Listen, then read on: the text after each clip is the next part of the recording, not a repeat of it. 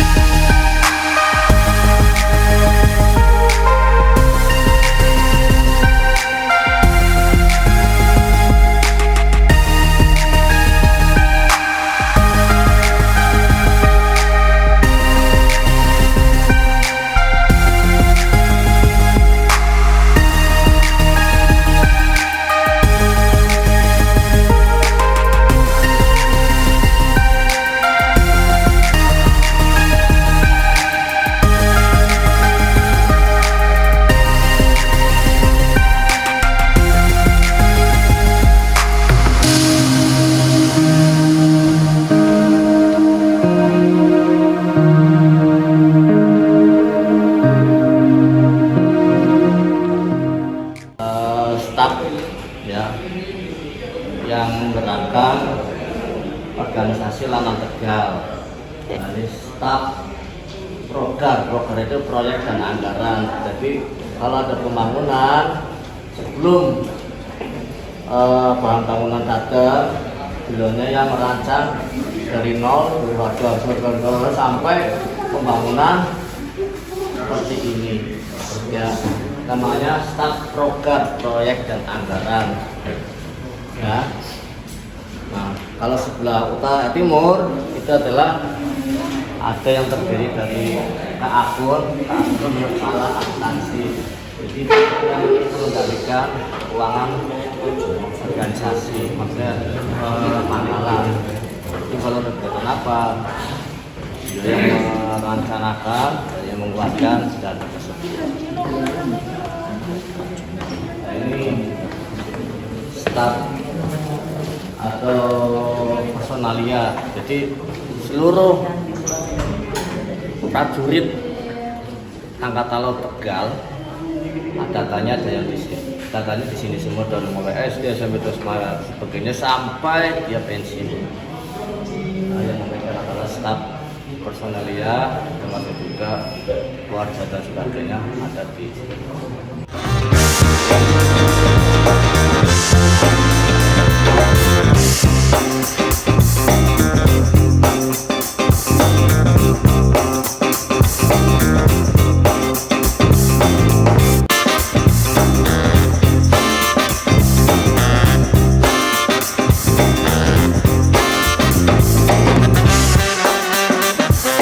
Sampai 1 bulan bisa merencanakan umumnya hari Senin upacara, habis upacara PBB, habis PBB kok nanti hari Selasa acara nembak, acara selam dan sebagainya. Beliau yang mengendalikan ya, beliau yang mengendalikan staf operasi termasuk juga pengamanan berdebat negara. Nah, saat ini memang ada kegiatan di Pekalongan. Terus staf intel ada orang yang kerjanya tersembunyi. Orang ini kerjanya tersembunyi dalam arti dia mengawasi jarak dekat dan jarak jauh. Sehingga ini ada sesuatu yang terkorek. Namanya saya sebagai pengkhianat negara namanya ya.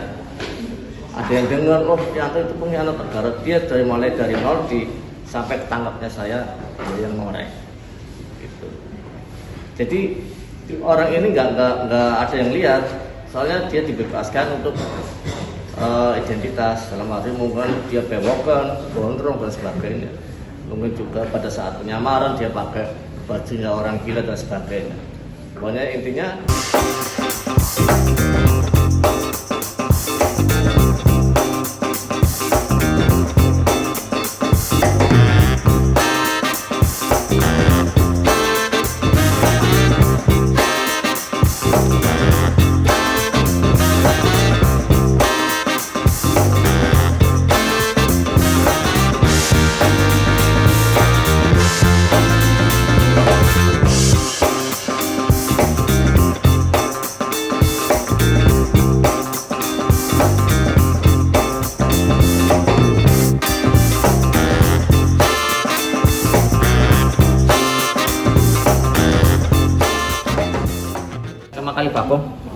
kemarin Nah. kenapa di situ? Di situ itu tempatnya sudah bagus. Dulu tuh rimbun, dalam arti rimbun ya nggak bisa kita nikmati lah. Akhirnya didirikan sekolah angkatan laut di situ. Nah disitulah mau untuk mendalami pergerakan untuk operasi tempur. Itu, nah di situ juga tercium karena bangsa Indonesia sendiri ada yang jadi pengkhianat. Yang lapor ke Belanda gitu. Iya. Masalahnya di situ ada Suwada. Suwada itu orang yang sakti. Pada saat pembongkaran makam sebelum di situ itu ada di Bukit Tempe. Jadi Di tempat itu di mana? atasnya ini kali bakung naik ke atas akan masuk ke dalam. Jadi dulu ceritanya bangsa Indonesia suruh gali. Begitu dalam ternyata diberondong dari atas. Dikubur. Ya langsung begitu mati semua airnya diuruk. Begitu aja kayak nguruk kita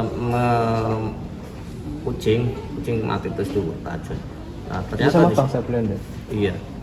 Nah di situ juga ada orang sakti. Orang sakti itu yang dari pondok pondok yang di bawah sama pondok yang di sebelah timur.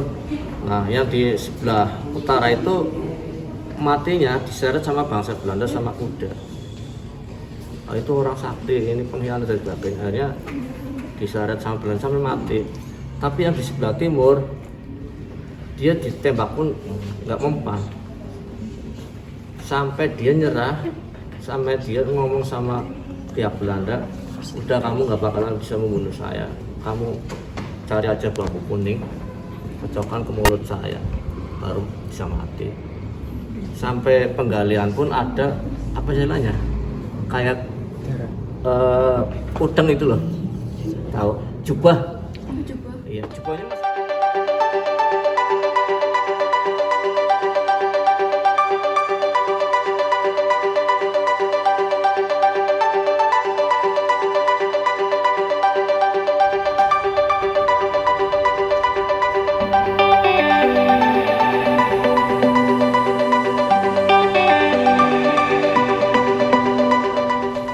Karena peluru tajam, kalau kita nggak pakai seperti itu bisa nembus ke belakang. Nanti kalau di belakang ada orang jelas mati, walaupun ada temboknya tetap nembus kena mati.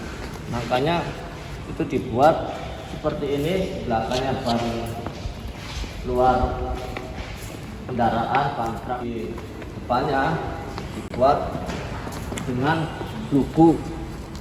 Jadi nanti kalau ada peluru dia akan nancep ke sini, masuk ke dalam. Kalau enggak masuk ke sela-selanya. Nah ini untuk pengaman dari belakang untuk sasaran tembak. Nah, ini untuk dunia persetanan. Ya karena dulu kan masalah persetanan kan. Ini versi yang saya pernah dapat di Pramuka ya, di Surabaya. Karena saya pernah kursus. Jadi cerita dongeng sebelum bobo.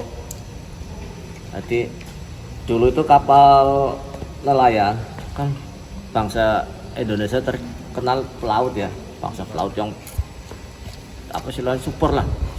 Nah, jadi tiap kapal melintasi batas Katulistiwa, itu kapal itu selalu hilang. Baik kapalnya sama orang-orangnya hilang, nggak ada batang hidungnya. Nah dari orang-orang pintar, oh mungkin di sini ada penunggunya itu.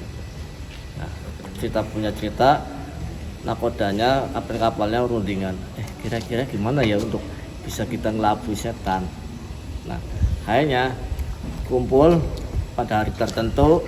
Nah pada hari tertentu juga ditentukan, ayo kita bareng-bareng ke perbatasan. Nah di situ nakodanya atau orang-orang pintar kapal itu menyampaikan, hei hantu laut, kalau kamu memang penguasa sini, kamu muncul di permukaan. Dia nggak mau, bingung kan, oh dipanggil hantu laut nggak mau, dipanggil ini nggak mau. Akhirnya dia secara halus manggilnya, dia dinamakan apa ini, dewa laut, Dewa Laut, kalau kamu memang penguasa sini, muncullah ke permukaan, saya kepengen tahu wujudmu. Nah, akhirnya dia muncul, ya muncul setan. Begitu muncul, setan ini ngomong, kamu mau apa? Ganggu orang saya semua, saya lagi tidur, kamu kok ganggu? Saya kepingin negosiasi dengan kamu. Kalau kamu yang penguasa sini, coba tunjukkan kehebatan kamu. Akhirnya memang dia menunjukkan kehebatan, ya disempak aja goyang lautnya. Nah, cukup. Jadi itu akhirnya. Terus kedua, kenapa sih teman-teman saya pada saat melintas daerah sini kok hilang? Kok hilang? Setannya nggak terima, Dewa Lautnya nggak terima. Kamu ngapain musik-musik saya? Saya itu penguasa sini, kamu nggak usah turut campur. Tambah bingung lagi kan? Caranya gimana? Dia sudah dihalusi, nggak mau dikasarin juga ditambah kasar. Oke lah, saya nggak mau bicara. Saya kapan-kapan mau kesini lagi. Dia balik lagi, Pak S. Para nelayan pelautnya balik lagi rundingan. Gimana ya caranya biar kita bodohi setan? Ternyata timbullah ide yang cemerlang sampai sekarang dipakai pelaut seluruh dunia. Jadi dengan perjanjian secara manusia, dia bilang, oke lah kita kelabui bantu itu. Gimana kalau kita ngomong kalau kita membunyikan lonceng lebih dari 8 kali, kita boleh dibunuh. Caranya gimana? Oke, nanti kita hanya membunyikan 8 kali aja. 8 kali tapi dibunyikan 4. Jadi setiap 1 jam itu bunyinya 2 kali. Teng teng teng teng teng. Jadi jam 12 itu dibunyikan 8 kali tapi 4. Teng teng, ya, teng teng, teng teng, teng teng, kan 8 kali ya. Nah nanti kalau sudah 4 jam, balik lagi ke 1. Jadi setengah 5 kita, atau setengah 4, setengah 1, balik lagi ke 1. Jadi habis 8 kali kita nggak 9, nggak 10, tapi ke 1. Ya dari diulang lagi dari 1 sampai 4 jam sekali, begitu. Akhirnya dengan kesepakatan itu dia ke sana. Bangunkan lagi setan demit itu yang penguasa laut. Nah, dia disanjung-sanjung dengan sesajen dan sebagainya. Mintanya apa dituruti. Akhirnya punya cerita, oke lah, kamu boleh membunuh teman saya, tapi ada syaratnya. Kalau teman saya membunyikan lonceng di tengah laut sampai lebih dari 8 kali. Nah sampai detik itu, sampai dari mulai perjanjian itu sampai sekarang, angkatan laut sedunia tidak akan membunyikan lonceng sampai lebih dari 9, enggak lebih dari 8 kali. Habis 8 1. Itu berlaku di kapal. Tapi kalau di darat jam istirahat gak dibunyikan. Kayak maksudnya di darat itu di pangkalan dibunyikan. Nah untuk sekarang kalau di kapal ini saya cerita ya, kalau di kapal sudah jam 8 itu menunjukkan waktu. Umumnya teng, kalau nggak setengah 9 ya setengah 8 gitu. Jadi setiap setengah jam pukulnya ditambah 1, paham ya? Jadi tadi sudah jam 12 ya, setengah 1 teng, udah 1. Nanti jam 1 teng teng, setengah 2 teng teng teng, jam 2 teng teng teng teng, setengah 3 teng teng teng teng teng, ya kan? Setengah 3 jam 3 6 teng teng teng teng teng teng, setengah 4 ditambah 1 teng teng teng teng teng teng teng, jam 4 8. Itu ceritanya. Terus versi kita pramuka, tapi sampai sekarang pun masih dipakai ya. Kalau versi militernya saya nggak paham, dalam arti nggak punya cerita yang seperti kita mau tidur di ini naboboin itu. Nah, itu. Yuk kita ke penjagaan, kita lihat bendanya. Hulu merupakan sebuah bank yang berdiri pada tahun 1914. Bangunan klasik ini pernah digunakan sebagai kantor salah satu bank Belanda bernama National Handelsmaatschappiij, merupakan sebuah lembaga perbankan yang berkaitan dengan pendanaan pada sektor perkebunan. Pertama kali beralih fungsi, bangunan tersebut menjadi kantor Yala Gita Dwi. Nah, pada tahun 1960, bangunan ini berpindah ke TNI Angkatan Laut dan digunakan sebagai markas Komando Alwi Tegal yang sekarang menjadi Lanal Tegal.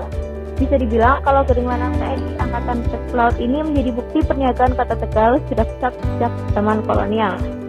Sejarah Angkatan Laut Republik Indonesia di Tegal. Setelah proklamasi kemerdekaan Indonesia, para guru dan murid sekolah pelayaran di Tegal membentuk PKR Laut atau Badan Keamanan Rakyat Laut dan mendirikan Angkatan Laut Republik Indonesia atau disebut dengan ALRI. Pangkatan TNI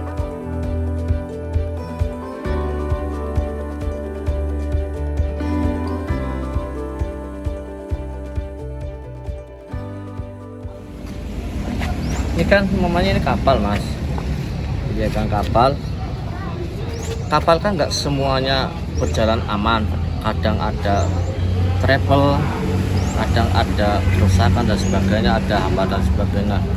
Ini dari tiap-tiap kapal itu mempunyai bendera isyarat, yang artinya bendera isyarat itu bendera berkomunikasi. Bendera itu bisa ngomong. Dalam arti bisa ngomong, seandainya ada orang kecemplung di laut, ini kapal ini berhenti, dan kapal ini yang ngomong benderanya, bendera yang berbunyi bahwa ada orang kecemplung di laut ini akan dikerek di sebelah kanan.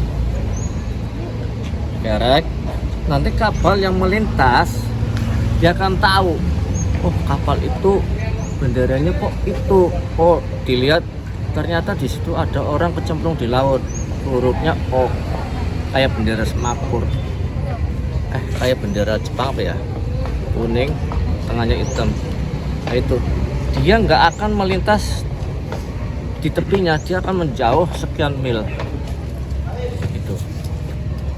Nah, nanti kapal ini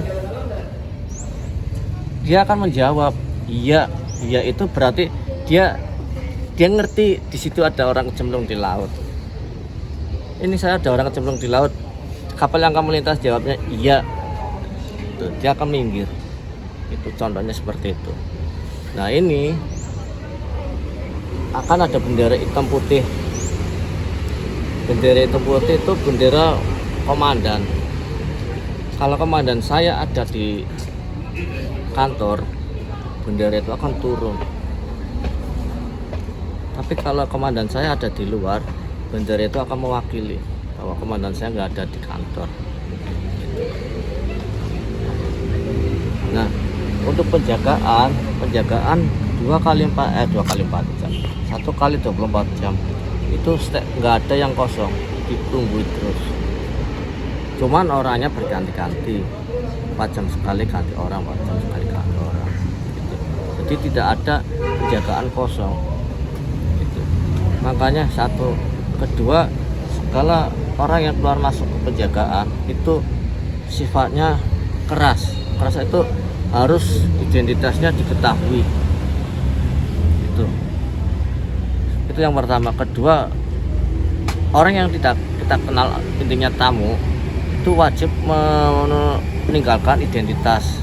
Yang pertama. Kedua, pada saat kita masuk gerbang, semua yang mencurigakan kayak jaket, helm, kacamata itu harus dilepas. Siapa tahu dia membawa senjata atau dia mau bunuh diri di sini, kan bisa juga. Ya, makanya di situ tulis kacamata, helm, jaket harap dilepas. Ya itu hukumnya tentara di situ. Ya, ini untuk apa? Yang bendera, paham ya? Mbak. Oke, kita sini. Perebutan Irian Barat. Perebutan Irian Barat. Ya, Irian Barat itu kan pulau Irian banget pulau Irian. Nah, ceritanya itu malam-malam 3 kapal itu patroli ke wilayah Irian Barat, ya kan. Nah, ternyata dari hasil deteksinya orang Belanda itu mengetahui bahwa di situ saat ini ada kapal yang sedang patroli. Dia curiga, kan malam nggak ketahuan ya, kalau dulu kan memang nggak ada lampu kan, makanya banyak kapal tabrakan, ya kan, pesawat tabrakan dan sebagainya. Nah, akhirnya pesawat Belanda ini menembakkan peluru ke laut. Tujuannya bukan ngancurin tapi ngelihat benar nggak di situ ada kapal. Oh, ternyata benar di situ ada kapal, 3 kapal. Akhirnya dikiranya pahlawan kita Alri itu dia mau ngumpur, istilahnya mengatakan penyerangan, dan Belanda pun sempat kalang kabut karena jenis ini jenis torpedo, senjatanya besar, makanya dia memutarkan peluru di sini, dang, ya kan? Akhirnya tempurlah antara kapal dengan pesawat. Nah, karena dia nggak mau mati konyol, kapalnya tahu macan tutul, harimau dan kumbang. Nah, ketika kapal ini harus diselamatkan, tapi nggak mungkin kan, pasti Belanda nyerang. Nah, Komodoro Dasa nggak mau kita mati konyol. Akhirnya 2 kapal ini, harimau dan kumbang, kontak sama macan tutul yang ada Pak Yosudarsonya. Udah, kamu pergi aja, biar saya yang nangani. Akhirnya macan tutul membabi buta, dalam arti biar pesawat ini menunjukkan ke macan tutul. Nah, bener, pihak Belanda terpancing. Ini yang bahaya. Akhirnya digempur, 2 kapal ini sempat lari. Harimau dan kumbang. Dia lari. Nah, ini ternyata dihajar pas tengah-tengahnya, jeder. Masih jalan juga, hajar belakangnya, jeder. Tenggelam lah. Tapi sebelum beliau meninggal, dia sempat mengirim berita lewat telegrafi atau radar. Nah, memberikan semangat pertempuran secara gentle and brave. Jadi secara gentleman, jangan jadi pengecut. Akhirnya beliau gugur di Laut Aru. Itu. Ya. Inilah sejarah pertempuran Laut Aru. Ya. Nah, itu loncengnya itu yang setiap hari digunakan di tiap pangkalan. Nah, loncengnya ada yang gede, ada yang kecil. Kayak kalau kita ukurannya segitu. Kalau di kapal sesuai dengan kapal. Kalau kapalnya kecil ya loncengnya kecil.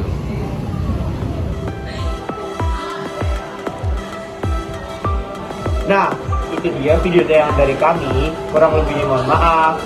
Sekian dari kami. Terima kasih. Wassalamualaikum warahmatullahi wabarakatuh.